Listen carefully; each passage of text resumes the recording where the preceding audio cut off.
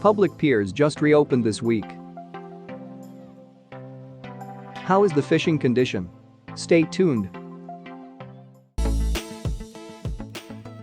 If you enjoy fishing or cooking, please consider subscribing to my channel.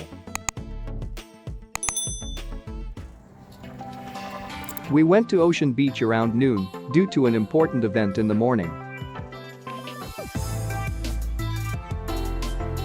Can you believe we found a parking spot in no time? It had never been so easy.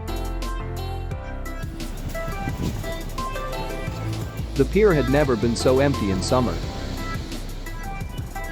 I also missed the beautiful scene with surfers. Where are the fishermen?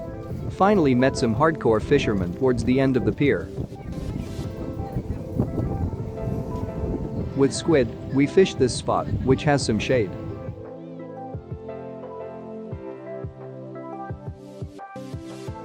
A decent mackerel. Got this fish using a Carolina rig with braided line.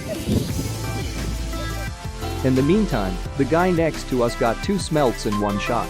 In 20 minutes, we got 6 fish.